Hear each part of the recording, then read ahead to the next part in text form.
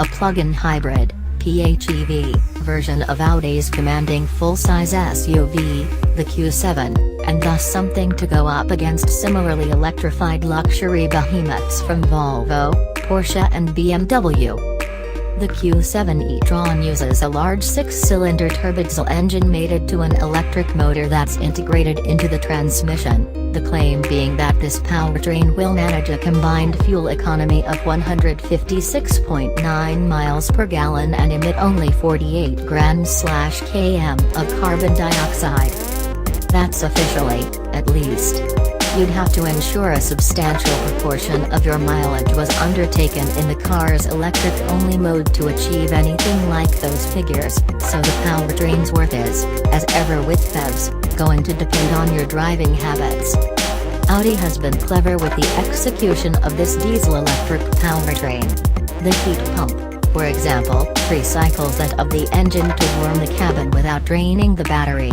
The car is also able to coast, the engine and motor being deactivated in the absence of any throttle input, and offers haptic feedback through the pedal if it thinks you're being a tad leaden-footed. This is not the first time we've driven a Q7 e-tron in the UK. Indeed, we did so last summer on the occasion of its UK launch, following which customer deliveries were curiously delayed. And usefully so, if you went ahead and ordered Audi's PHEV SUV-base price £66,510, because, by way of apology, you'll have been offered a discount that largely mitigates its £11,000 premium over the non-hybrid model. The official line is that capacity constraints for components specific to the right-hand drive version were to blame for the year-long hold-up. Even without the financial sweetener, patient owners will probably take the view that late is better than never. This car's torque-rich all-wheel drive powertrain is so unobtrusively supple that it's as though the entire thing, electric motor upstream of an 8-speed torque converter gearbox, 3.0-liter V6 DDI up front, uses only a handful of moving parts. Along with the solemn chic of the interior, on crowded British roads the Q7 e-tron, equipped here with optional adaptive air suspension, delivers a cut crystal tranquility that will recalibrate your notion of refinement in the SUV segment. The engine's active mounts are partly to thank for this and use coil actuators to offset the tremors of internal combustion. The unit itself flexes an effortless 443 pounds-foot from just 1,250 revolutions per minute.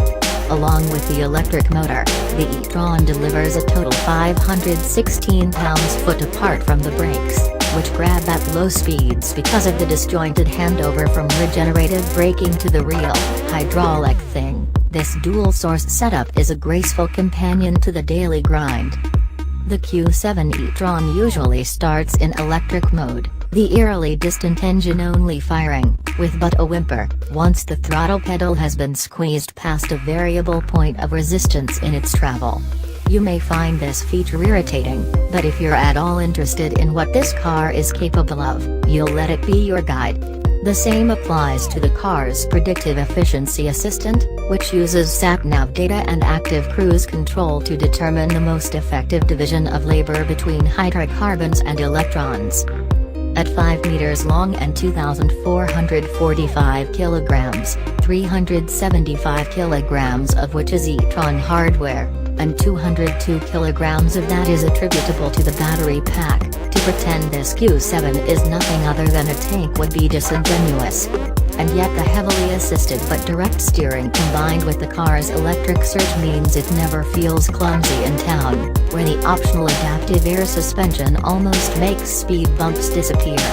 London's rush hour, meanwhile, an environment many of these congestion charge-exempt cars will confront, yielded an electrical economy that equates to a range of 32 miles given the 17.3 kilowatt-hours capacity of the battery pack, which roughly aligns with the 35 miles Audi quotes.